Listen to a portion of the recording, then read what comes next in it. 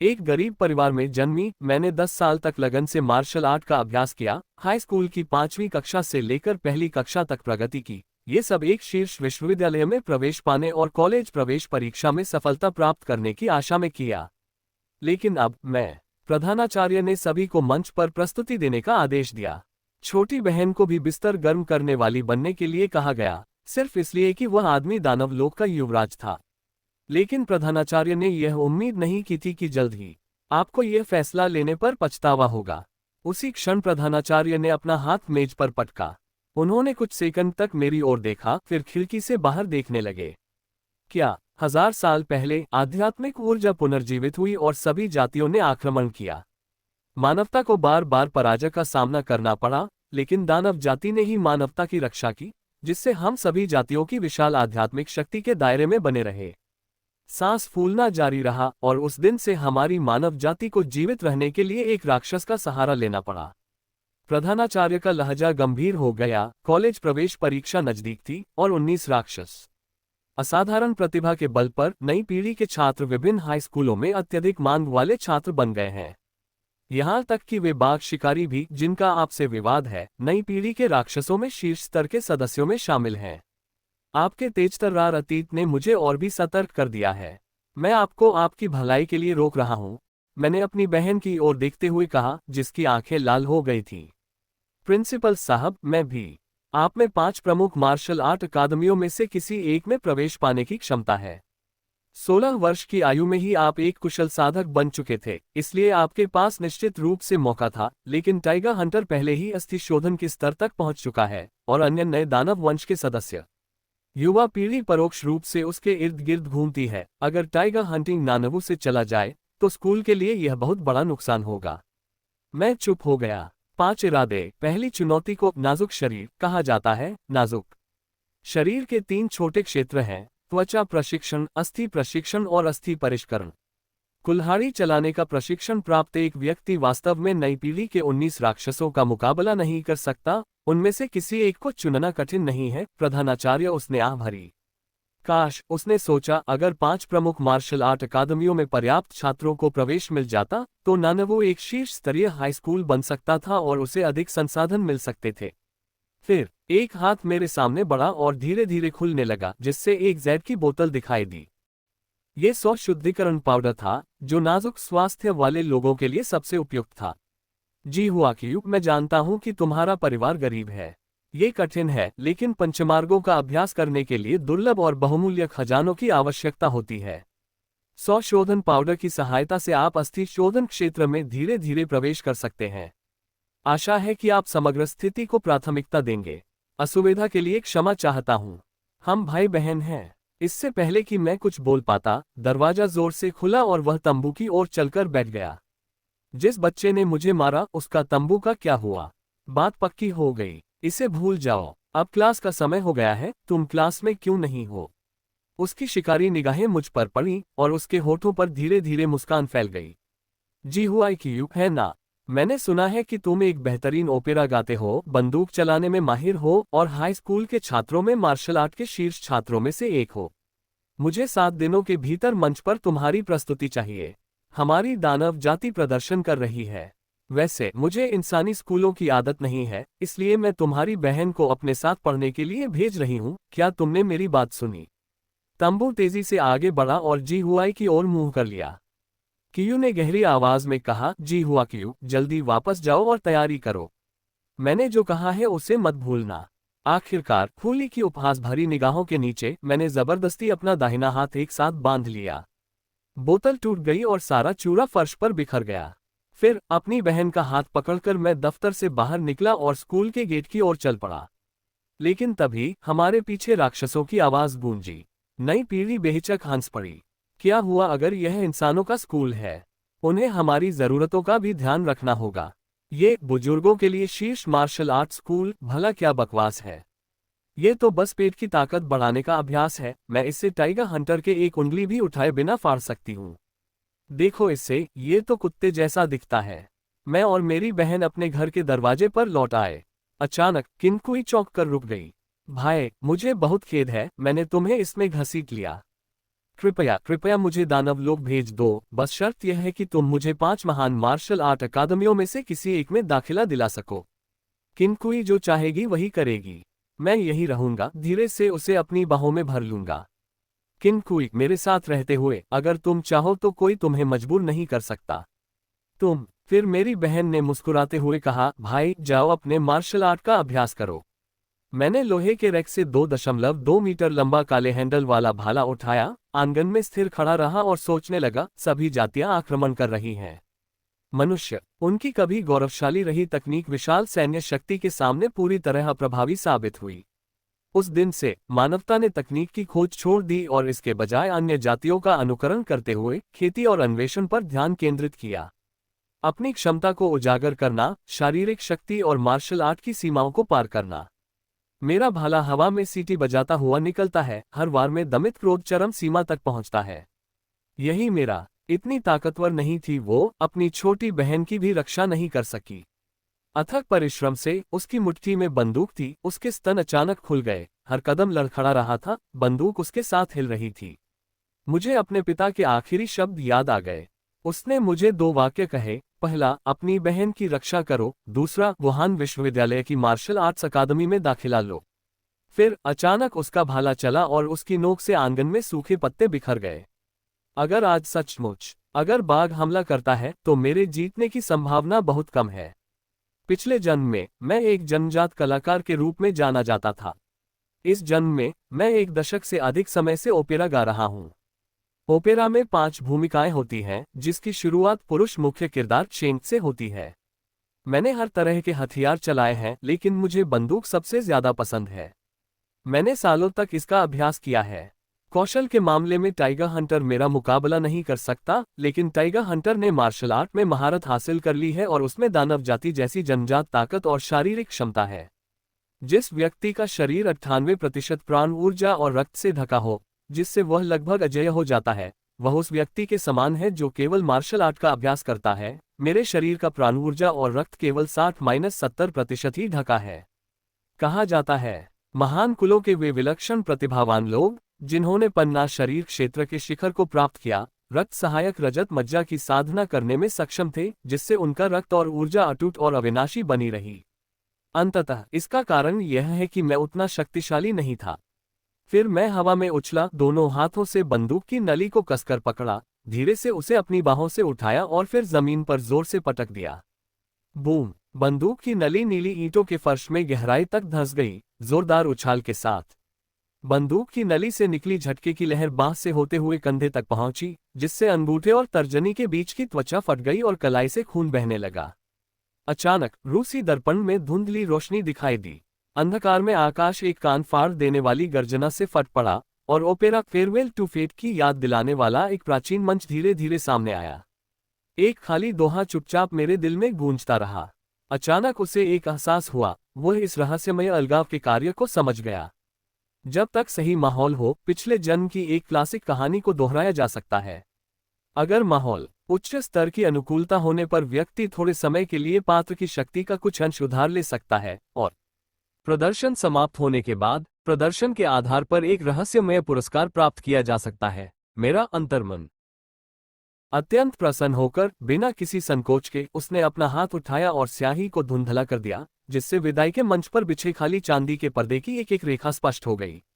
ये पुराने नाटक द लास्ट किल की स्याही से लिखी गई लिखावट से मिलती जुलती थी। बाघ महज वजन का मामला है। अब मैं जो हासिल करने की कोशिश कर रहा हूँ, इस बार ज्यादा प्राचीन भाव के साथ, वो है वू सोन द्वारा बाघ से लड़ने का वर्णन, जो शिकार का एक क्लासिक विषय है। मुझे उम्मीद है कि आप इसे सराह सकेंगे। ठीक है। समय तेजी से बीत गया और स्वागत समारोह की पूर्व संध्या पर भाई बहन हमेशा की तरह खाना खा रहे थे, तभी अचानक मेरी नजर आंगन के द्वार पर पड़ी। मैंने शांत भाव से अपनी राइफल उठा ली। एक आकृति अंदर आई। लड़की ने नानवू हाई स्कूल की नीली और सफेद वर्दी पहनी हुई थी। उसके सिर पर लगे 2 मुलायम लाल जानवरों के कान हल्के से हिल रहे थे, जो स्पष्ट रूप से दर्शा रहे थे। अपनी राक्षसी पहचान उजागर करने के बाद लड़की आंगन में दाखिल हुई और मुझे भाला पकड़े देखकर मुस्कुराए। जी हुआ आईक्यू, मेरा इरादा तुम्हें नुकसान पहुंचाने का नहीं है। ऐसा मत दिखाओ कि तुम लड़ने वाले हो। मेरा नाम फॉक्स चाम है। मार्शल आर्ट के प्रशिक्षण के लिए सबसे अच्छी चीज है ची और रक्त का संवर्धन करना। इसे खाने से आपकी हड्डियां मजबूत होंगी। आपकी पहचान वाकई प्रभावशाली है। अच्छा ही हुआ, इससे मेरी यात्रा सार्थक हो गई। मेरी अधीरता बढ़ती जा रही थी। मैंने कहा, अपनी बात कहो।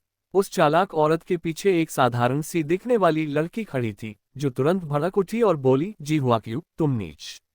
अरे नीच मनुष्य, बहन मेरी, ये स्वयं तुम्हें ढूंढने आई है। अचानक मेरा भाला तेजी से निकला और उसकी नोक धूसर लोमड़ी दानव के गले से 3 फीट की दूरी पर आकर रुक गई। मेरी आंखों में कोई स्नेह नहीं था। लोमड़ी दानव का चेहरा एकदम पीला पड़ गया और वह सहज ही एक कदम पीछे हट गई, जबकि फॉक्स चाम की आंखें चमक उठीं। नानवो हाई स्कूल के तीसरे वर्ष की शीर्ष मार्शल आर्टिस्ट जी हुआईक्यू से यही उम्मीद थी। कल स्वागत पार्टी। आपको नहीं लगता कि आप स्कूल छोड़कर ऐसे ही निकल सकते हैं, है ना? हू ली के पिता लुशान पर्वत के स्वामी हैं, जो जियांगहुई शहर के 300 सबसे शक्तिशाली व्यक्तियों में से एक हैं और शहर के गवर्नर भी हैं। अगर आप उससे मिले भी तो भी शालीनता बनाए रखें। अगर हुल्ली आपको और आपके भाई को निशाना बना रहा है, तो आप इस मुसीबत से बच नहीं सकते। आप कहना क्या चाह रहे हैं? मैं आपकी मदद कर सकता हूं, मैं सबसे अच्छा हूं। ये जॉयफुल प्लान की एक अनोखी पेशकश है। अगर तुम मेरी लोमड़ी आत्मा के सेवक बनने को तैयार हो, तो मैं तुम्हारी बहन की रक्षा कर सकता हूं और तुम्हें विलासितापूर्ण जीवन प्रदान कर सकता हूं। तुम्हारे मार्शल आर्ट के अभ्यास में मदद करने के लिए जो कुछ भी चाहिए, वह सब इसमें है ना बढ़िया सौदा? मैंने व्यंग्य किया। लोमड़ी, क्या मैं जी हुआ कि तुम्हारी सेवा करके मूर्ख बनूंगा? सिर्फ ख्वाब देखना। तुम में घमंड है, जो मुझे पसंद है। लेकिन अगर तुम अभी मेरे पैरों पर गिर पड़े होते तो ये दिलचस्प नहीं होता। फिर वह मुड़ी और झूम उठी, उसकी आवाज हल्की और मधुर थी। मुझे बताए, कल स्वागत समारोह में आने से मत छिपिए। अगर आप नहीं गए तो आपको और आपके भाई को और भी अधिक कष्ट सहना पड़ेगा। कल मैं आपके मन बदलने का इंतजार करूंगा, आपके घुटने टेकने का इंतजार करूंगा। वे मुझसे भीख मांगने आए थे। कदमों की आहट दूर जाकर मंद पड़ गई। शिया किनकुई और मैं आमने सामने बैठे थे। हम दोनों चुप थे, बस पुराने बबूल के पेड़ से होकर गुजरती हवा की सरसराहट सुनाई दे रही थी। आंगन में सन्नाटा छाने लगा। अचानक एक बूढ़े व्यक्ति ने फाटक खोलकर अंदर प्रवेश किया। उसने भाई बहन को कोमल आंखों से देखा और पूछा, क्या आप हुआईक्यू हैं? आप सब बहुत सुंदर हैं, है ना? मैं तेन चेंगपिंग हूँ, पड़ोसी किनशान कस्बे के किनशान हाई स्कूल का प्रधानाचार्य। मैं आपके पिताजी वेजियांग का शिक्षक भी हूँ। आपके पिता ने हाल ही में मैंने एक पत्र भेजा और संयोगवश आज मेरे पास कुछ खाली समय था। ये तो संयोग की बात है, देर से आना जल्दी आने से बेहतर है। फिर मैंने उस बूढ़े आदमी से बात की और उसे विदा करने के बाद मैंने राहत की एक लंबी सांस ली। बूढ़े मास्टर तेन के आने से मेरी आखिरी चिंता भी दूर हो गई थी। फिर मैंने बर्तन समेट रही अपनी बहन की ओर देखा और मेरा दिल टूट गया। कल मेरे साथ स्कूल चलो और मुझे राक्षसों का वध करते हुए देखो। नानवो हाई स्कूल के खेल के मैदान में टाइगर हंटर मुख्य सीट पर बैठा था, जिसके चारों ओर लगभग 1 दर्जन राक्षस कबीले के सदस्य थे। और फिर वहां जी हुआई भी था। क्यों अभी तक क्यों नहीं आया? तुमने कहा था ना कि यहाँ बढ़िया शो चल रहा है।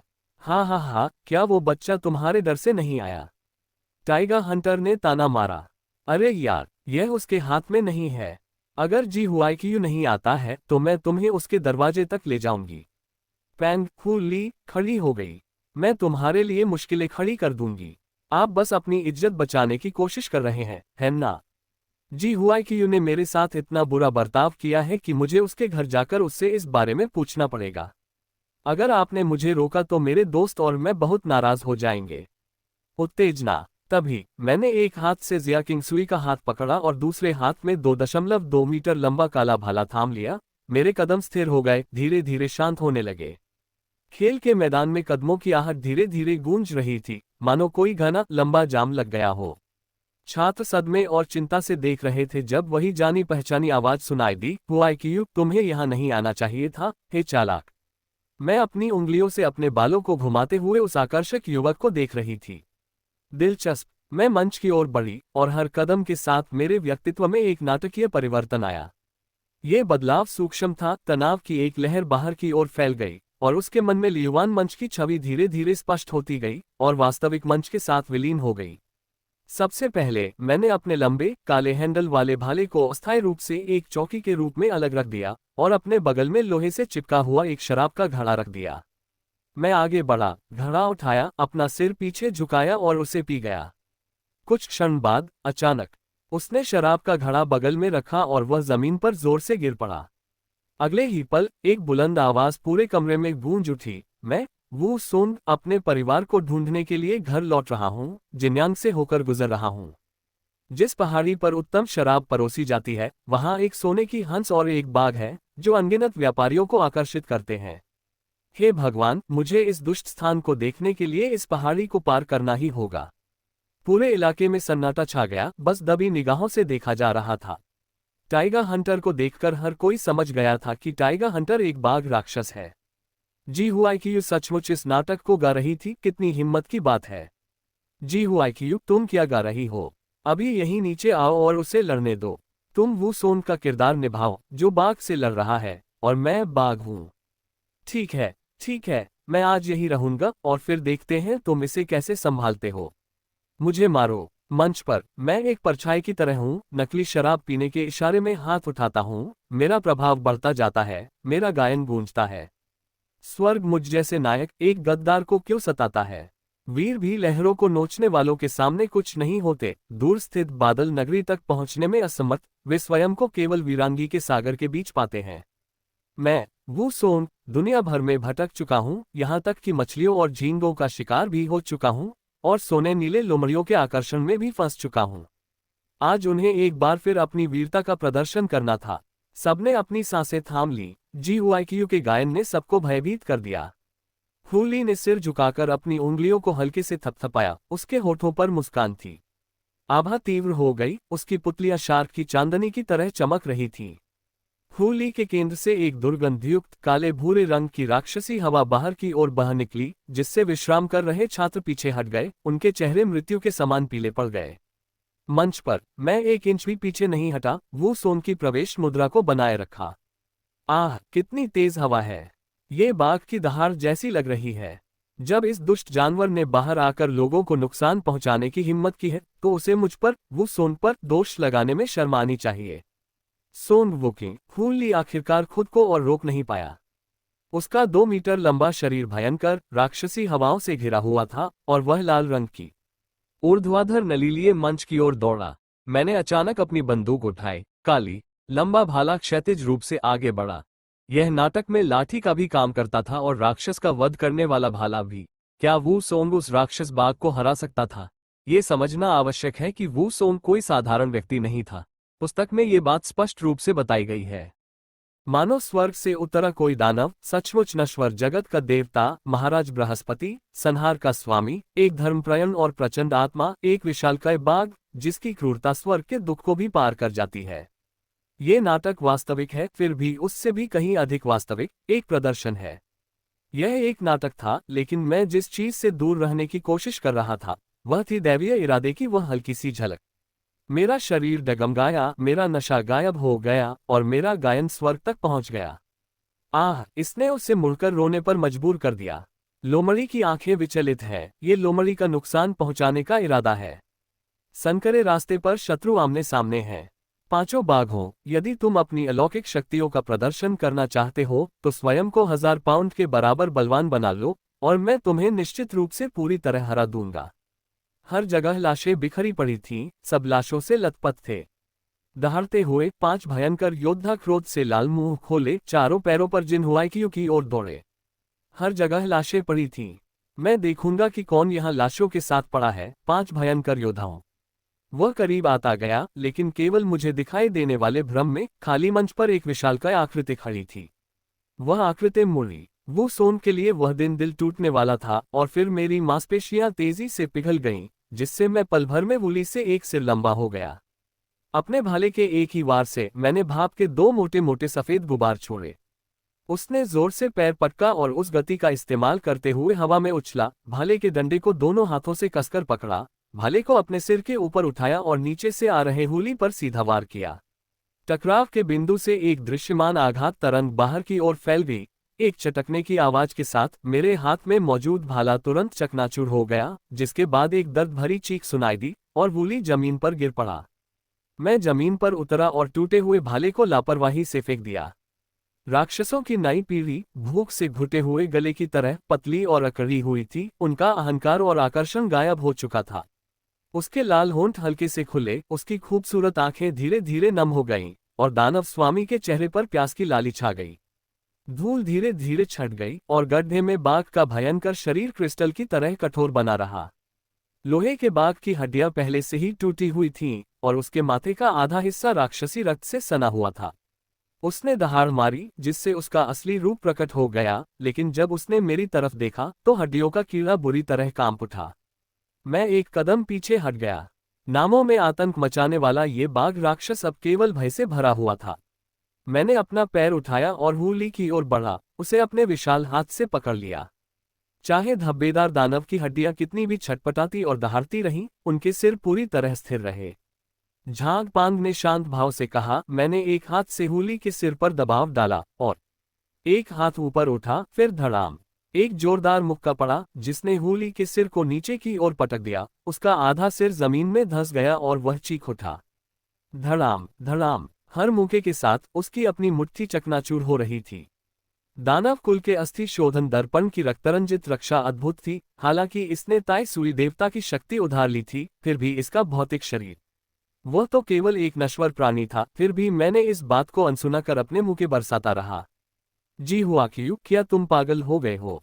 क्या तुम्हें अपने कर्मों की भयावहता का बोध है? देवता राक्षसों का नाश करने की शपथ लेते हैं। ये पूरी तरह से विद्रोही था, फिर भी मैंने उसकी एक भी बात नहीं सुनी और लगातार मुंह के बरसाता रहा। अंततः हूली के रक्त का एक अंश टूट गया और हूली अंततः, मैं डरी हुई हूँ। हूली लियान मांगजिन हुआंग दाहाई, जी हुआ क्यों? तुम मुझे मार नहीं सकते। मेरे पिता लाओशान पर्वत के स्वामी हैं। क्या तुम्हारी बहन की वजह से तुम उसे अब नहीं चाहते? मैं नहीं मारूंगी। मुझे वो चाहिए, मुझे तुम्हारी बहन नहीं चाहिए। मेरी मुट्ठी रुक गई और मैंने चारों ओर देखा। शैतानों की नई पीढ़ी और स्कूल के उच्च अधिकारियों के चेहरों पर फिर से घमंड लौट आया था। उसने राहत की सांस ली, जबकि उसके सहपाठी, जिनके युवा चेहरे उत्साह से लाल हो गए थे, अचानक मुट्ठी भींचकर जमीन पर गिर पड़े। हूली के हाथ पैर 2 बार फड़फड़ाए, फिर उसकी आंखों की पुतलियां एकदम काली पड़ गईं, मानो उनमें कोई जान ही न हो। मुक्का इतनी अचानक और इतनी तेजी से लगा कि किसी को प्रतिक्रिया करने का समय ही नहीं मिला। कई निगाहें मुझ पर टिक गईं। मेरी थोड़ी कर्कश आवाज धीरे धीरे उठी और मैंने कहा, मैं एक अराजक दुनिया में पैदा हुई थी, या तो एक नर्तकी के रूप में या एक दोस्त के रूप में। या तो मुट्ठी मानवता के लिए खड़ी हो या फिर मार्शल आर्ट में अटूट भावना विकसित करे। तुम राक्षसों को मारने की हिम्मत नहीं करते, लेकिन मैं, जी हुआ क्यों, हिम्मत करता हूं। यांग पेई ने कांपते हुए मेरी ओर इशारा किया। क्या तुम्हें पता है तुमने दक्षिण के साथ क्या किया है? क्या तुमने कोई गंभीर मुसीबत खड़ी की? नानवू तुम्हें बर्दाश्त नहीं कर सकता। मेरा थोड़ा मोटा शरीर गड्ढे से बाहर निकला। मुझे बताने की जरूरत नहीं, मैं वैसे भी चला जाऊंगा। झांग, दानव जाति की नई पीढ़ी। अपने पंजे फैलाए और दांत फड़फड़ाते हुए उनके सामने खड़ा वह युवक, हालांकि उसकी आभा पहले से ही घूम रही थी और उसका प्रभावशाली शरीर काफी समय पहले सामान्य हो चुका था, फिर भी बाघ के खून से सने उसके रूप से खतरे की आभा बिखेर रहा था। संदेह से देखते हुए वे सबसे पहले आगे बढ़े। मैंने उन पर एक नजर डाली और ग्रीन एलायंस के सदस्य मेरा समर्थन करने के लिए आगे आए। भाई बहन स्कूल के गेट की ओर चल पड़े, लेकिन आधे रास्ते में ही झांग पीछे से एक जटिल आवाज आए, लाओशान जियांगहुआई शहर पर शासन करता है। जियांगहुआई के 18 जिलों और कस्बों में से कोई भी तुम्हें बर्दाश्त नहीं करेगा। जी हुआई क्यों? ये सिर्फ नान्यू की बात नहीं है, बल्कि पूरे जियांगहुआई क्षेत्र की बात है। हुआईचेन का कोई भी हाई स्कूल तुम्हें सिर्फ एक मौके के लिए दाखिला देने की हिम्मत नहीं करेगा। तुम्हारे पूरे परिवार को हिंसा का सामना करना पड़ेगा और तुम खुद कॉलेज प्रवेश परीक्षा नहीं दे पाओगे। अब यह नामुमकिन है। उन्हें शीर्ष 5 विश्वविद्यालयों और अकादमियों में से एक में प्रवेश मिल गया। तभी एक बुजुर्ग व्यक्ति धीरे धीरे नानवू हाई स्कूल के गेट की ओर बढ़ा। झांग पांग ने भौहें चढ़ा ली, उनके साथ स्कूल के कई उच्च पदस्थ अधिकारी भी थे। कुछ देर रुकने के बाद बूढ़े व्यक्ति ने मुस्कुराते हुए उत्तर दिया, तेन चेन पिंग, मैं तो किंगशान हाई स्कूल के बारे में लगभग भूल ही गया था। किंगशान हाई स्कूल जी हुआईक्यू को दाखिला देने वाला है। यह उत्तर किसी और व्यक्ति ने दिया। जी हुआईक्यू के साथ किनशान हाई स्कूल उसे बहुत महत्व देगा। दूसरी ओर यान पेई की अच्छी कीमत नहीं मिलेगी। किनशान हाई स्कूल को अपने अस्तित्व को प्राथमिकता देनी चाहिए। पूरे जियांगहुआई शहर में केवल किनशान हाई स्कूल ही राक्षसों की नई पीढ़ी को भर्ती करने का गर्व और लालसा, यह अनवरत इच्छा इतने वर्षों से बनी हुई है। इस दृढ़ता का परिणाम क्या रहा है? जियांगहुई शहर की पूर्व शीर्ष महिला छात्रा ने पिछले 15 वर्षों में शीर्ष 5 मार्शल आर्ट अकादमियों में से किसी में भी एक भी छात्र का प्रवेश नहीं हुआ है। यदि इस वर्ष किनशान हाई स्कूल कोई महिला मार्शल आर्ट चैंपियन नहीं बन पाती है, तो इसे अनिवार्य रूप से एक साधारण अकादमी का दर्जा दे दिया जाएगा। अगर किनशान हाई स्कूल जी हुआईक्यू को दाखिला दे भी देता है, तो इससे क्या फर्क पड़ेगा? क्या वह लाओशान के पर्वत स्वामी के प्रतिशोध से बच पाएगा? हालात बदल चुके हैं, फिर भी वह इसके खिलाफ जाने पर अड़ा है। ठीक है, मुझे तुम्हारे जैसे लोग पसंद नहीं जो बड़ी तस्वीर नहीं समझते, तेन चेनपिंग ने धीरे से कहा। कुछ लोग बार में घुटने टेकते हैं, फिर भी सोचते हैं कि पूरी दुनिया उनके इर्द गिर्द घूमती है। तुम भ्रम में जीना ठीक है, आप खुद को धोखा दे सकते हैं, लेकिन जो लोग अभी भी ज्ञान के मार्ग पर चल रहे हैं, उनका उपहास करने का आपको कोई अधिकार नहीं है। एक शिक्षक को ऐसा नहीं होना चाहिए। तेन चेनपिंग, मैं अपने भाई बहनों के साथ निकल गया, और जैसे ही मैं नाम्बू हाई स्कूल से बाहर कदम रखने वाला था, मैं अचानक रुक गया, पीछे मुड़कर अपने सहपाठियों को देखा जो अभी भी दूर से उसे देख रहे थे, और चुप हो गया। इन सब के बीच किसी ने पुकारा, अपना ख्याल रखना भाई हुआईक्यू। इसे एक वाक्य ने जैसे चिंगारी से आग भड़क उठी हो, धीरे धीरे सभी युवाओं के बीच का माहौल बदल दिया। अपना ख्याल रखना भाई हुआईक्यू। उस आकृति के पूरी तरह से दृष्टि से ओझल हो जाने के बाद ही नानवू हाई स्कूल धीरे धीरे अपने सन्नाटे से बाहर निकला। राक्षसों की नई पीढ़ी ने बाघ शिकारी के शव को उठाया और बाहर निकल भागे। नामो, जल्दी से बाघ को लाओशान वापस ले जाओ। हमें जल्दी वापस आकर रिपोर्ट देनी होगी। पर्वत का स्वामी जरूर एक भयानक राक्षस को भाई बहन की बेरहमी से हत्या करने के लिए भेजेगा। तंबू खाली लग रहा है। लोगों के चेहरों पर मुस्कान अनकही सी छाई रही। डूबता सूरज तेज चमक रहा था, मानो क्षितिज से बादलों तक आग की लपटें उठ रही हों। एक पुरानी काली सेडान कार आगे बढ़ रही थी। हुआईक्यू, अब तुम्हें घर जाने की जरूरत नहीं है, तेन चेनपिंग ने गाड़ी चलाते हुए मुस्कुराते हुए कहा।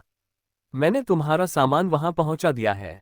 हम किनशान कस्बे में पहुंच गए हैं। इन्होंने आपके लिए एक एकांत आंगन बनाया है। ये बहुत बड़ा नहीं है, लेकिन काफी शांत है। मैंने तुरंत कहा, धन्यवाद एल्डर तेंग। मेरे बगल में खड़ी जिया किनकुई ने भी आज्ञाकारी भाव से ऐसा ही किया। धन्यवाद एल्डर तेंग। तेन चेंगपिंग ने हाथ हिलाते हुए धन्यवाद कहा। उनकी नजर रियरव्यू मिरर में सुंदर जी हुआईक्यू पर पड़ी। मैंने कैची का काम पूरा कर लिया है। तेन चेनपिंग मुस्कुराए।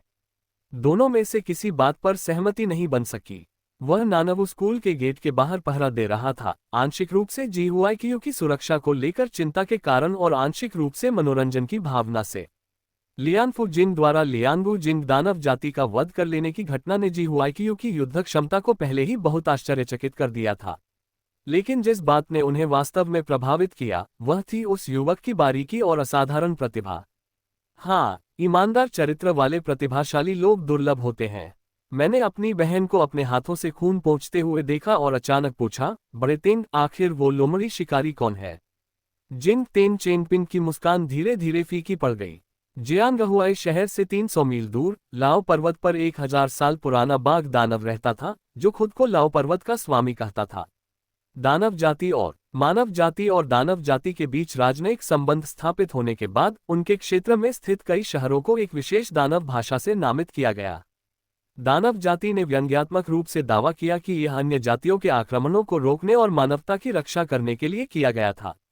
हमारी मानव जाति की सुरक्षा के नाम पर तो ये सब किया जा रहा है, लेकिन असल में यह निगरानी और हमारी मानव जाति के विकास को दबाने का प्रयास है। एक स्वतंत्र राष्ट्र और मानव जाति अपने क्षेत्र में विदेशी शक्तियों की घुसपैठ को कैसे बर्दाश्त कर सकती है? उन्होंने इलाके काटकर उन पर कब्जा कर लिया है, और लाओशान पर्वत का स्वामी ही वह दानव राजा है जो जियांगहुआई शहर की देखरेख करता है।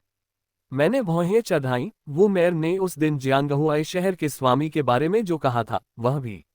ये कहना कोई अतिशयोक्ति नहीं होगी कि वह लाओशान के स्वामी से कुछ हद तक आशंकित था। मेरे गंभीर चेहरे को देखकर तेन चेनपिंग फिर मुस्कुराया और मुझे आश्वस्त करते हुए बोला, तुम्हें चिंता करने की कोई जरूरत नहीं है।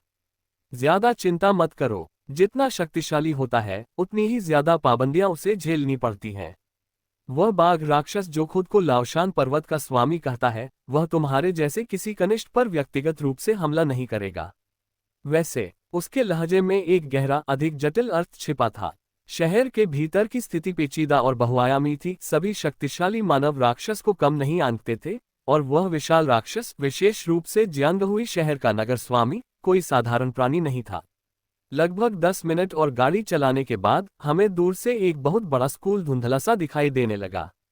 गाड़ी धीरे धीरे सड़क के उस पार एक गली के प्रवेश द्वार पर रुक गई। मेरी बहन और मैं, छोटी बहन तेन चेनपिन के पीछे पीछे कार से उतरी और एक आंगन के द्वार पर पहुंची। लोहे का द्वार खोलते ही उसने दरवाजे पर रखा सामान देखा। तेन चेनपिन मुस्कुराया और बोला, आंगन के पीछे अभी भी थोड़ी खुली जगह बची है, जो आपके अभ्यास के लिए एकदम सही है। अगले कुछ दिन आराम करो और तरोताजा हो जाओ। स्कूल जाने की कोई जल्दी नहीं है। मैं तुम भाई बहनों का ख्याल रखूंगी। उसका छात्र पंजीकरण किनशान हाई स्कूल में स्थानांतरित कर दिया गया था। फिर उसने अपनी जेब से एक चीनी मिट्टी की बोतल निकाली। उसमें 1000 रिफाइनमेंट पाउडर था, जो नाजुक शरीर वालों के लिए सबसे उपयुक्त था। इसका किनशान हाई स्कूल से कोई लेना देना नहीं था, यह मैंने तेन ने भेजा था। चेनपिन का निजी उपहार। मैंने अपने हाथ में पकड़ी चीनी मिट्टी की बोतल पर नजर डाली।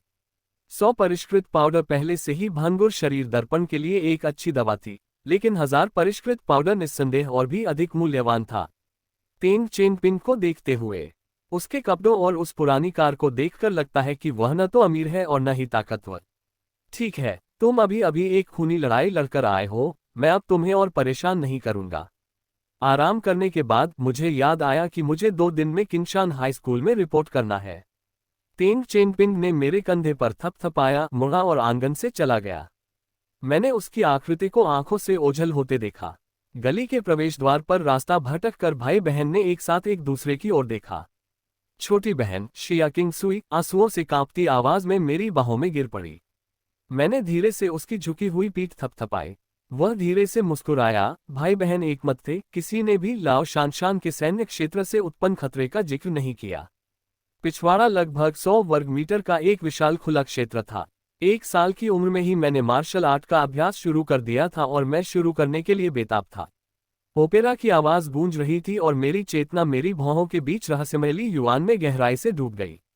हर बार जब वह ली युआन का इस्तेमाल ओपेरा प्रस्तुत करने के लिए करता था, हर किसी को उसके प्रदर्शन के आधार पर पुरस्कार मिलता है। मुझे आश्चर्य है कि वू सोन के बाघ से लड़ने के साहसिक कारनामे का पुरस्कार क्या होगा।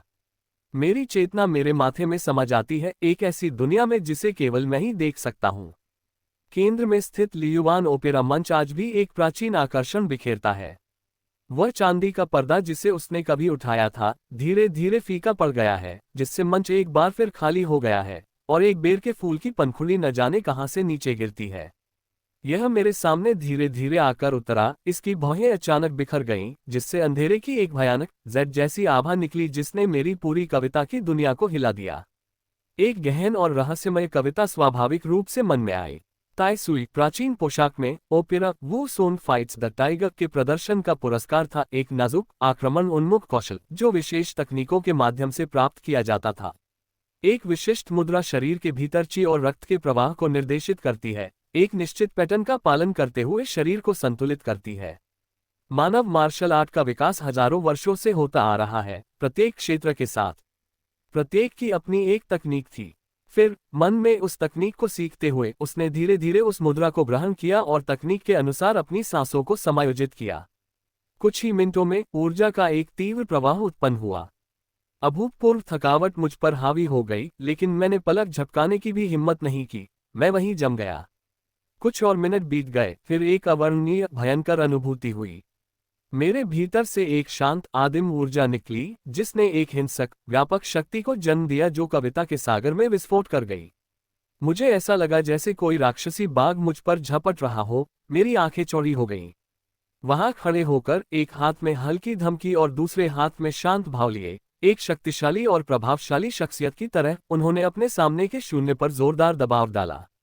उनके चारों ओर फैली जानलेवा आभा अंततः उनकी हड्डियों तक पहुंच गई और उग्र रक्त बहने लगा। यह मेरे रोम रोम से फूट पड़ा, मेरी त्वचा पर ऊर्जा और रक्त के आवरण में बदल गया, जिसने मेरे शरीर के 99% हिस्से को ढक लिया। मैंने एक लंबी, जलन भरी सांस छोड़ी, मेरी आंखों में आश्चर्य साफ झलक रहा था। यह है महाद्रोह बृहस्पति अपने बाघ जैसे रूप में रातों रात प्रकट नहीं हुए, उन्होंने मुझे सीधे अस्थि शोधन शहर भेज दिया था। अब खूली के सामने मैं उसे एक ही मुक्के से मार सकता हूं। ऐसी दिव्य शारीरिक तकनीक का अगर और अभ्यास न किया जाए तो ये सचमुच व्यर्थ हो जाएगी। मुझे भी प्रचंड रक्त और रजत मज्जा के साथ पन्ना शरीर के परम रूप में महारत हासिल करनी होगी।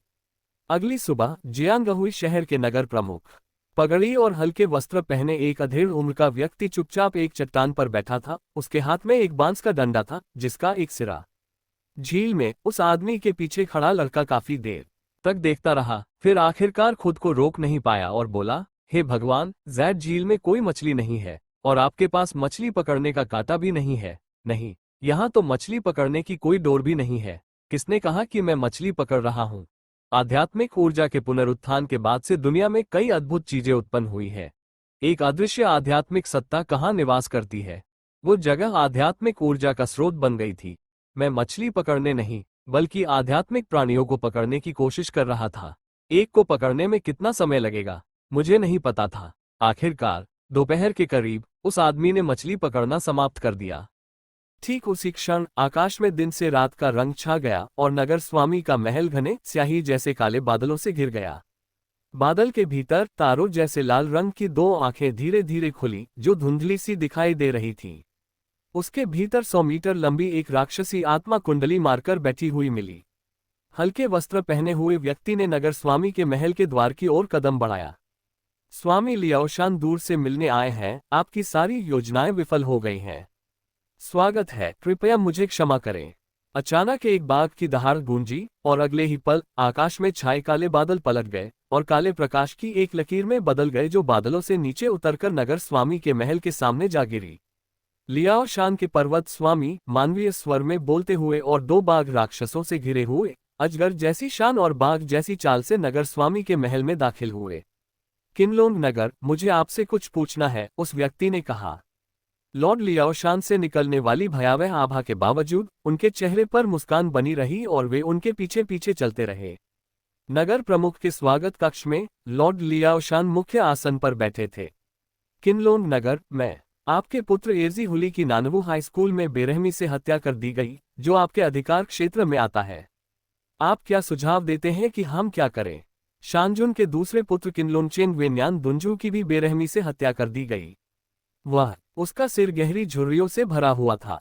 ये सब कब हुआ? शानजून ने कोई जवाब नहीं दिया, वह केवल किनलोंग शहर को घूरता रहा। उसकी दो तारे जैसी लाल पुतलियां जलते हुए अंगारों की तरह लग रही थीं। शानहो, क्या आपको किनलोंग शहर में मुझसे कुछ काम करवाना है? मेरे दोनों बेटों का हत्यारा जी हुआईक्यू नाम का एक छात्र था। मैं चाहता हूं कि आप उसके पूरे परिवार को लियाओशान भेज दें। नहीं, ठीक है, तुम मुझे अस्वीकार कर रहे हो। शानहो को मेरी स्थिति समझनी चाहिए। आखिर मैं जियांगहुआई नगर का नगर स्वामी हूँ। अगर मैं जी हुआईक्यू का अपहरण करके उसे लिंगशान भेज दूं तो जियांगहुआई नगर के लोगों को गंभीर परिणाम भुगतने पड़ेंगे। वे मुझे कैसे देखेंगे? मैं जी हुआईक्यू को पकड़ने के लिए आदमी भेजूंगा। पर्वत स्वामी, कृपया आगे बढ़ें। लेकिन पर्वत स्वामी, एक और बात है। मनुष्यों और राक्षसों के बीच हुए गठबंधन समझौते में ये शर्त है कि संबंधों को कमजोर होने से बचाने के लिए कुल के नियमों के अनुसार यदि मनुष्यों और राक्षसों के बीच संघर्ष होता है तो किसी को भी बड़े क्षेत्र में बदला लेने की कोशिश नहीं करनी चाहिए। मुझे पता है, मुझे सिखाने की जरूरत नहीं है। माउंटेन लॉर्ड फ्रूट, लेकिन समझदारी से काम लेते हुए मैं शहर में एक प्रतिष्ठित व्यवसाय को जानता हूं जो अंतिम संस्कार को असाधारण शालीनता और भव्यता के साथ संपन्न करता है। वे निश्चित रूप से यह सुनिश्चित करेंगे कि माउंटेन किंग के दोनों बेटों को गरिमापूर्ण और सम्मानजनक विदाई मिले। पर्वत स्वामी को विदा करो। आकाश में एक भयंकर हवा चली और एक बाघ दानव ने धीरे से कहा। किनलोंगचेन ने जी हुआईक्यू को लाओशान ले जाने से इनकार कर दिया, फिर भी वह मानव दानव गठबंधन का इस्तेमाल कर रहा था। बात यह है कि अगर तुमने मेरा इतना अपमान किया तो तुम्हें नगर स्वामी के पूरे महल को खा जाना चाहिए। पर्वत स्वामी ने उसका उपहास उड़ाया और दानव बाघ थोड़ा कांप उठा। कांपते हुए पर्वत स्वामी ने धीरे धीरे सिकुड़ते नगर स्वामी के महल की ओर देखा। स्टार रेनबो की आंखों में आशंका की झलक दिखाई दी। किनलोंग शहर इतना सरल नहीं था। मानव जाति अन्य सभी जातियों के साथ एक खूनी युद्ध में उलझी हुई थी। उस समय तक वह हिरण के सींगों को काट चुका था और प्रमुख कुलों के कई प्रतिभाशाली योद्धाओं को मार गिरा चुका था, जिससे वह अपने युग के सबसे प्रतिभाशाली योद्धाओं में से एक बन गया था। बाद में हमारे कुल के महान ऋषि ने हस्तक्षेप किया और उसे अपंग कर दिया। फिर वह निराशा में डूब गया, जियांगहुआई शहर में छिप गया और नगर प्रमुख बनकर अपने दिन बर्बाद करने लगा। दोनों राक्षसी बाघों ने एक संक्षिप्त नजरें मिलाईं। दोनों को यह विश्वास करना मुश्किल लग रहा था कि किनलोंग शहर में उदासी छाई हुई थी। उसमें किसी शक्तिशाली व्यक्तित्व का कोई अंश नहीं था। कौन सोच सकता था कि उसने कभी विभिन्न जातियों के गौरव को कुचल दिया था। पर्वत स्वामी ने व्यंग्य करते हुए कहा, किनलोंग शहर मेरे लाओशान को नष्ट करने का इरादा रखता है। अगर उसे जादुई मानव जाति में प्रतिभा का मापदंड बनना है तो मैं उसकी इच्छा पूरी करूंगा और देखूंगा कि तलवार तेज है या मापदंड अधिक मूल्यवान साबित होता है। पिछले 2 दिनों से जीहुआईक्यू एकांत में है। वे घर के अंदर ही रहे और ताई सुई हवेली की प्राचीन हवेली की देखभाल में लगन से लगे रहे। देखते ही देखते वह दिन आ गया जब उन्हें किनशान हाई स्कूल जाना था। भाई बहन कंधे से कंधा मिलाकर नीले पत्थर के रास्ते से बाहर निकले। वे गली से अंदर दाखिल हुए और किनशान हाई स्कूल का गेट देखा। तेन चेनपिंग पहले से ही गेट पर इंतजार कर रहा था। बहुत बढ़िया, जीहुआक्यू और शिया किंग ने जल्दी से उसका अभिवादन किया। उसने मुस्कुराते हुए सिर हिलाया और उसकी निगाहें जीहुआक्यू पर टिक गईं। अचानक वह थोड़ा रुका, उसकी आंखों में आश्चर्य की झलक दिखाई दी। हुआक्यू, तुमने मार्शल आर्ट के क्षेत्र में सफलता प्राप्त कर ली है। जीहुआक्यू वह मुस्कुराया और सहमत हो गया। पिछले 2 दिनों से वह दिन रात ध्यान का अभ्यास कर रहा था। उसे लग रहा था कि उसने अपनी श्वास क्रिया को पूर्ण कर लिया है, लेकिन तेन चेनपिंग ने फिर भी उसकी भेदभाव कर ली थी। बूढ़े गुरु तेन सचमुच एक उस्ताद थे। तेन चेनपिंग आगे आगे चलते हुए भाई बहन को शिक्षण भवन की ओर ले जा रहे थे और मुस्कुराते हुए सहज भाव से बोले, 1000 परिष्करण पाउडर की सिर्फ एक बोतल से ही वह मार्शल आर्ट के क्षेत्र में प्रवेश कर चुका है। उसकी आभा को देखकर तो यही लगता है। अभी भी मार्शल आर्ट्स के शीर्ष प्रशिक्षण मैदान में। हुआक्यू, तुम्हारी प्रतिभा मेरी उम्मीद से भी कहीं अधिक उत्कृष्ट है। प्रशिक्षण मैदान के नज़ारे को निहारते हुए जीहुआक्यू को कुछ असहजता महसूस हुई। अजीब, उसकी जेब में अभी भी 1000 रिफाइनमेंट पाउडर था, जिसे वह अपनी चरम अवस्था में इस्तेमाल करना चाहता था, एक बूंद भी बर्बाद नहीं करना चाहता था। तेन चेनपिंग, जीहुआक्यू और उसकी बहन को लेकर शिक्षण भवन की सबसे ऊपरी मंजिल पर मैं एक कक्षा के सामने रुक गया। ये वरिष्ठ वर्ष की पहली कक्षा थी, जो किनशान हाई स्कूल की सबसे होनहार स्नातक कक्षा थी। हुआक्यू, अब से तुम यहीं रहोगे। अब मैं तुम्हें तुम्हारे नए सहपाठियों से मिलवाता हूँ। जैसे ही उसने बोलना समाप्त किया, कक्षा का दरवाजा धीरे से खुला और 12वीं कक्षा के पहले भाग के 30 छात्र सहज रूप से उधर देखने पर प्रधानाचार्य तेन चेनपिंग के बगल में एक लड़का और एक लड़की खड़े दिखाई दिए। मेंग लिंगझोउ ने जीहुआक्यू को देखकर मुस्कुराते हुए कहा, जीहुआक्यू, आगे आओ और अपना परिचय दो। उन्होंने हल्के से सिर हिलाया और मंच पर चढ़ गए। सभी को नमस्कार, मेरा नाम जीहुआक्यू है। मुझे ओपेरा गाना और तीरंदाजी का अभ्यास करना पसंद है। मुझे उम्मीद है कि मैं आप सभी के साथ शेष समय बिताऊंगा। आइए मिलजुल कर रहें। कक्षा में इतनी खामोशी थी कि पिन गिरने की आवाज भी सुनाई दे सकती थी। जब तक मेंग लिंगझोउ ने ताली बजाना शुरू नहीं किया, तब तक नीचे बैठे छात्र मानो अपनी तंद्रा से बाहर नहीं आए और जोरदार तालियों की गड़गड़ाहट गूंज उठी। मेंग लिंगझोउ ने ताली बजाए और धीरे धीरे फुसफुसाहट शांत हो गई। सीनियर 3 की कक्षा 1 में जीहुआक्यू का स्वागत है। मैं होम रूम टीचर मेंग लिंगझोउ हूँ, उन्होंने इशारा करते हुए कहा। खिड़की के पास वाली सीट खाली है, आप अभी वहीं बैठ जाइए। बाद में अगर आपको किसी चीज की जरूरत हो तो मुझे बता देना। नमस्कार विद्यार्थियों, तेन चेनपिंग ने मुस्कुराते हुए और जीहुआक्यू को सिर हिलाकर कहा। शिक्षक मेंग, जीहुआक्यू, कृपया उसका अच्छे से ख्याल रखना। अगर कुछ भी हो जाए तो मुझसे कभी भी संपर्क करना। फिर वह मुड़ा और चला गया। मेंग लिंगझोउ ने तुरंत प्रतिक्रिया दी, मन ही मन आश्चर्यचकित होते हुए। तेंग शियाओ, पूरी कक्षा के सामने यह बात कहने से पता चलता है कि वह जीहुआक्यू को जितना समझते थे उससे कहीं अधिक महत्व देते थे। फिर उन्होंने खुद को संभाला और मंच पर लौट आए। ठीक है विद्यार्थियों, ठीक है, चलिए कक्षा शुरू करते हैं। दोपहर का सत्र, जिसे मेंग लिंगझोउ द्वारा पढ़ाया जाता है, 5 पाठों का है। प्रशिक्षण मैदान में छात्र पत्थर की रस्सी उठाने की मुद्रा में खड़े हैं, उनकी बाहें पहले से ही कंपकंपी के मारे हमारे माथे से पसीना बह रहा था और प्रत्येक व्यक्ति के पैरों के पास पसीने के छोटे छोटे पोखर जमा हो रहे थे, जिससे नीले पत्थर की शिलाओं पर गहरे निशान बन रहे थे, जबकि मैं स्थिर रूप से सांस ले रहा था। शांत और संयमित, सलीके से संवारे हुए सूखे बालों वाला जीहुआईक्यू अविश्वसनीय रूप से स्थिर है। हमारी कक्षा के सबसे होशियार छात्र चुआओ और बेई वेई भी उसके जितने बुद्धिमान नहीं है, मेरी राय में। एक तरफ एक लड़का और एक लड़की, हालांकि अन्य छात्रों की तुलना में काफी बेहतर प्रदर्शन कर रहे थे। उनके चेहरे भी लाल थे और उनकी सांसें अनियमित थीं। 1 और घंटा बीत गया। अधिकांश छात्र अपनी सीमा के करीब पहुंच चुके थे।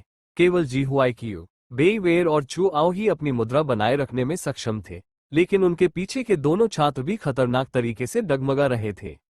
ठीक है, मेंग लिनजो ने कहा और छात्र सिर झुकाए हौंकते हुए जमीन पर बैठ गए। बेईवल और चुआओ, मानो उन्हें माफी मिल गई हो, वे भी आराम से बैठ गए। भारी पत्थर का ताला नीचे गिराया गया और विस्मय भरी निगाहें उस लाल चेहरे वाले फिर भी आश्चर्यजनक रूप से शांत युवक पर टिक गईं। उसका शरीर कितना बलवान था, क्या वह कभी थकता नहीं था? मेंग लिनजो भी उतना ही हैरान था। उसने जीहुआईक्यू के मजबूत होने की उम्मीद तो की थी, लेकिन उसे यह उम्मीद नहीं थी कि यह युवक किंशान के शीर्ष छात्रों को इतने बड़े अंतर से पीछे छोड़ देगा। इसमें कोई आश्चर्य नहीं कि प्रधानाचार्य तेंग उन्हें इतना महत्व देते हैं। मेंग लिनजो ने आगे कहा, जीहुआईक्यू, तुम मेरे साथ आओ। बाकी सब लोग साधना जारी रखो, लेकिन अपनी ऊर्जा को नुकसान न पहुंचाने का ध्यान रखो। मैं आपसे बात करने आई हूं। मैं पेड़ों से घिरे रास्ते पर मेंग लिनजो के पीछे पीछे चलने लगी। मेंग लिनजो के चेहरे पर मुस्कान आ गई। मैं आपसे किसी और काम से नहीं आई हूं। हाई स्कूल में दाखिला लेने के बाद हर छात्र पुस्तकालय से अपने लिए उपयुक्त मार्शल आर्ट तकनीक चुनिए। मैं आज आपको वहां ले चलूंगा। मेरी आंखें चमक उठीं। मार्शल आर्ट तकनीकें साधना विधियों से भिन्न होती हैं। साधना विधियां साधना स्तर को बढ़ाने के लिए होती हैं। बुनियादी सिद्धांत मार्शल आर्ट में निहित है, साथ ही मुक्के, हथौड़े, लाठी, भाले, तलवार आदि के इस्तेमाल में तकनीकों का कुशल प्रयोग भी महत्वपूर्ण है। इसी स्तर पर मार्शल आर्ट में श्रेष्ठता वास्तविक युद्ध में अधिक घातक क्षमता प्रदान करती है। उन्होंने खिड़कियां कई बार घुमाईं। दोनों चलते रहे कैंपस के अंदर और गहराई में, तभी मेंग लिनजो रुक गई। मैंने आगे देखा, वहां एक शांत 2 मंजिला लकड़ी की इमारत खड़ी थी। पेड़ों के बीच शान से खड़ा पुराने जमाने का एक पर्दा किंशान पुस्तकालय के प्रवेश द्वार के ऊपर लटका हुआ है। अंदर कदम रखते ही साधारण भारी भरकम किताबों की कतारें नजर आती हैं। अलमारियां दूर दूर तक फैली हुई थीं। जब मैं नानजिंग विश्वविद्यालय में पढ़ता था तब मैं अक्सर पुस्तकालय जाता था, लेकिन इसकी तुलना में वह बिल्कुल अलग था। मेंग लिनजो की इमारत शान से खड़ी थी। गर्वित किंशान पुस्तकालय में जियांगहुआई शहर का सर्वश्रेष्ठ संग्रह है और यह आसपास के शहरों में भी प्रसिद्ध है। उनकी आवाज थोड़ी कर्कश थी और उनका चेहरा, मन में उदासी का भाव घर कर गया। यदि किंशान हाई स्कूल इस वर्ष एक प्रमुख हाई स्कूल के रूप में अपना दर्जा बरकरार रखने में विफल रहता है, तो ये पुस्तकें अन्य स्कूलों में स्थानांतरित कर दी जाएंगी और कुछ स्कूल अपनी पुस्तकें खो भी देंगे। अधिकांश संसाधनों का बंटवारा हो जाएगा। मैंने अपनी बाहों में 1000 लव पाउडर को छुआ। जब मुझे और मेरे भाई बहनों को नानवू से निकाल दिया गया था, तब तेंग लाओ और किंशान ने मेरी मदद की थी। राक्षस जाति के खतरे के बावजूद हाई स्कूल ने हमें स्वीकार कर लिया। मैं इस दयालुता को हमेशा याद रखूंगा और पूरी ताकत से इसका बदला चुकाऊंगा। मेंग लिनजो ने मेरे विचारों को भांप लिया और ऑटम, तुम्हें इतना भारी बोझ उठाने की जरूरत नहीं है। हजारों छात्रों और उन नए दानव जाति के एजेंटों के घेरे को तोड़कर जियांगहुआई शहर का शीर्ष विद्वान बनने का प्रयास करना बहुत मुश्किल है, तेंग। हालांकि आपकी प्रतिभा ने आपको ग्रीन माउंटेन में भर्ती करने में अहम भूमिका निभाई, लेकिन उससे भी कहीं अधिक महत्वपूर्ण बात यह थी कि आपने अपने प्रियजनों की रक्षा के लिए दानव जाति का सामना करने का साहस दिखाया। मानव जाति का ग्रीन माउंटेन परिवर्तन के बिना रीढ़ की हड्डी हमेशा बेचैन रहेगी, ये किंशान हाई स्कूल का आदर्श वाक्य है और आप इस भावना का प्रतीक हैं। दोनों चलते चलते बातें करते हुए जल्द ही पुस्तकालय की दूसरी मंजिल पर लगभग 1 दर्जन ही किताबों की अलमारियां थीं। सबसे आगे वाली अलमारी के बगल में एक बूढ़ा आदमी आराम से एक रिक्लाइनर कुर्सी पर लेटा हुआ था। उसका चेहरा पुराने जमाने की एक किताब से ढका हुआ था। मेंग लिनजो के पीछे चलते हुए मैंने आगे बढ़कर उस बुजुर्ग व्यक्ति को आदरपूर्वक प्रणाम किया।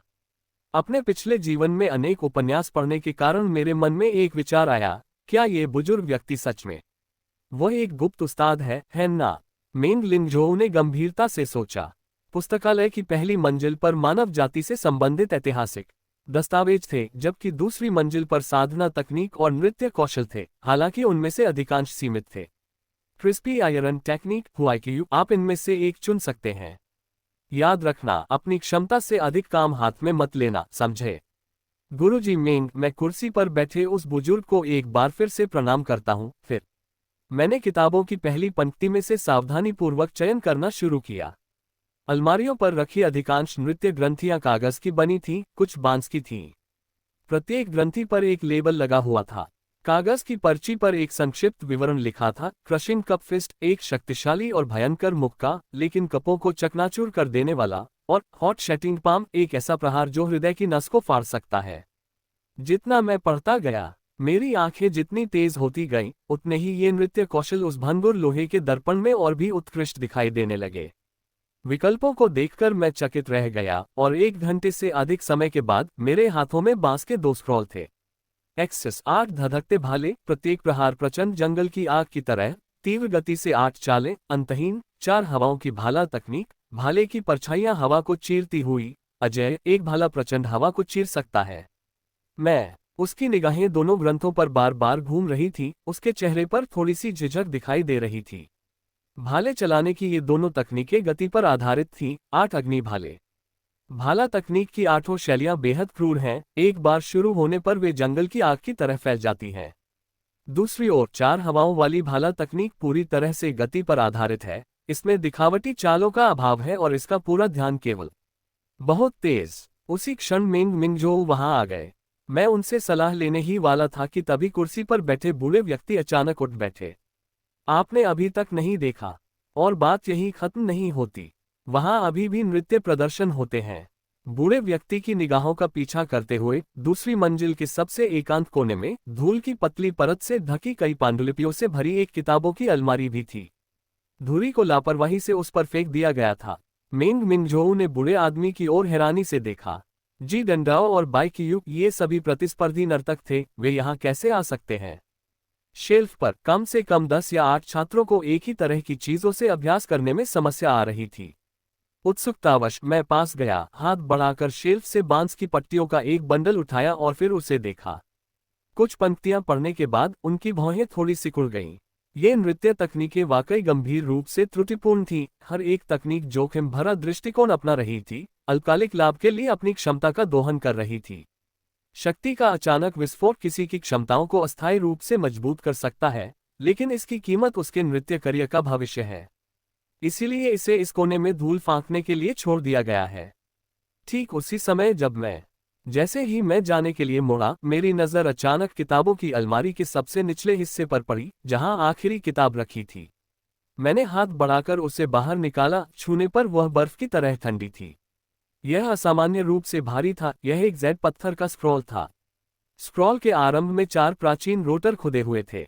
स्क्रॉल में सेनलुओ विश्वविद्यालय का चित्रण है, जहां एक भाला युलुओं की बुरी ऊर्जा को आकर्षित करता है, जिसके लिए लोहे के समान कठोर शरीर की आवश्यकता होती है। केवल वही लोग इस कला का अभ्यास कर सकते हैं जो बुरी शक्तियों से भयभीत न हो। भाला चलाने की तकनीक 2 श्रेणियों में विभाजित है। निम्न श्रेणी, जिसमें भाले को पाताल लोक की बुरी शक्तियों से भर दिया जाता है, जिससे उसके प्रहार पाताल लोक की शक्ति से परिपूर्ण हो जाते हैं, जो पहले के स्तर से कहीं अधिक होती है। नृत्य कौशल का वही स्तर, महान आरोहण, बुराई के असंख्य लोगों की आभा को भाले की तकनीकों के साथ जोड़ता है। भाला इस तरह आगे बढ़ता है मानो ब्रह्मांड की सभी चीजों को प्रकट कर रहा हो, छलांग लगाने और मारने की अनुमति देता है। लेकिन जैसे ही मैं देखना जारी रखना चाहता था, पता चला कि जैड का स्क्रॉल इस बिंदु से टूट गया था। ये भाले की तकनीक का एक टुकड़ा था। बाकी का हिस्सा कितना मोटा था या उसमें क्या था, यह अज्ञात था। मैंने ऊपर देखा। मेंग लिंगझोउ अपने हाथ में पकड़े जैड स्क्रॉल को ध्यान से देख रहा था। उसकी भौहें तन गई थी और स्वर गंभीर था। ये भाला तकनीक बेहद खतरनाक थी। कई चीज संघनन साधकों ने एक बार, शिक्षकों ने इसका अभ्यास करने की कोशिश की थी, और उन सभी को गंभीर चोटें और दुष्परिणाम भुगतने पड़े थे। लेकिन जैसे ही मेंग लिंगझोउ मुझे और समझाने ही वाली थी, मैंने अपनी आंखों में दृढ़ निश्चय के साथ कहा, मैं सेनलुओ भाला चुनता हूं। पुस्तकालय से प्रशिक्षण मैदान लौटते समय मेंग लिनजो लगातार राहें भरते हुए बोला, मैं उससे ले जाऊंगा। प्रधानाचार्य तेंग ने उसे बार बार जी हुआईक्यू की देखभाल करने का निर्देश दिया था। उन्हें नृत्य से बहुत उम्मीदें थीं, लेकिन अगर लड़का बेकार की सेनलुओ भाला तकनीक का अभ्यास करने लगता तो उन्हें समझ नहीं आता कि इसे कैसे समझाएं। लेकिन ये लड़का बहुत बनावटी था, चाहे उन्होंने उसे कितना भी समझाने की कोशिश की, वह अपनी बात पर अड़ा रहा। वन भाला तकनीक चुनने के लिए प्रशिक्षण मैदान में लौटे। कक्षा 1 सीनियर 3 के छात्र अभी भी लगन से प्रशिक्षण ले रहे हैं, कुछ मार्शल आर्ट तकनीकों का अभ्यास कर रहे हैं, कुछ अपने युद्ध कवच पर ध्यान केंद्रित कर रहे हैं और अन्य अभ्यास कर रहे हैं। मुट्ठियों और लातों के टकराने की आवाजें हवा में गूंज उठी। जी हुआईक्यू ने अपनी ओर आ रही जिज्ञासु निगाहों को अनदेखा करते हुए एक सुनसान कोने में जाकर जेड स्क्रॉल निकाला। उसकी निगाहें तीव्र थीं, उसकी आंखों में आग सी जल रही थी। सेनलुओ भाला तकनीक का अभ्यास करने के लिए 2 शर्तें पूरी होनी चाहिए। पहली, एक शक्तिशाली शरीर, दूसरी, हत्या की इच्छा से अप्रभावित रहना। मुझे पता है कि मेंग लिनजो ने मेरे लिए ये किया था। ठीक है, लेकिन सेनलुओ भाला तकनीक उस पर बहुत अच्छी तरह से लागू होती है। इसके अलावा इस तकनीक की शक्ति, भले ही यह कुछ ही शब्दों में कही गई हो, उसे पहले ही बेकाबू कर चुकी है। लाओ शान जुनी, वे इसे इतनी आसानी से जाने नहीं देंगे। किंग सुई और मेरे बीच का संकट अभी खत्म नहीं हुआ है। मैं प्राचीन ताई सुई पोशाक का उपयोग करके अपने शरीर से घातक इरादे को निकालकर सेनलुओ भाला तकनीक का अभ्यास करूंगा। ये निश्चित रूप से अधिक प्रभावी होगा। मौका दुगुना है, जी हुआईक्यू ने सोचा, अगर भविष्य में मौका मिला तो शायद मैं इस अधूरे ग्रंथ का शेष भाग भी प्राप्त कर लूं। फिर उसने अपना मन शांत किया, अपने विचारों को स्पष्ट किया और सेनलुओ भाले के निर्देशों का पालन करना शुरू कर दिया। इस तकनीक की कुंजी ची और रक्त के धीमे सुनियोजित संचार में निहित है, साथ ही भाले पर पकड़ को समायोजित करना भी। ची ताइन मेरिडियन से प्रवाहित होती है, रक्त शाओइन मेरिडियन से, और भाला शरीर के घूर्णन का अनुसरण करता है, जिससे मारक शक्ति मेरिडियन में प्रवाहित होती है। भट्टी के जलने के साथ साथ बाहरी दुनिया की आवाजें धीरे धीरे मंद होती गईं। जी हुआईक्यू को केवल अपने दिल की धड़कन और अपने रक्त और ऊर्जा के नदी की तरह बहने की गर्जना सुनाई दे रही थी। उसके शरीर की 8 नसों में रक्त का प्रवाह तेज हो गया, जिससे उसके भीतर एक गहरी, भयावह हत्या की भावना जागृत हो गई, जो बार बार उसकी नसों और हड्डियों पर छा रही थी। जी हुआईक्यू ने पहले तो भौहें चढ़ आईं, फिर धीरे धीरे शांत हो गया। उसके द्वारा प्रदर्शित थोड़ी सी घातक आभा उस मुठभेड़ के मुकाबले कुछ भी नहीं थी जब वह ताई सुई की प्राचीन पोशाक का अभ्यास कर रहा था।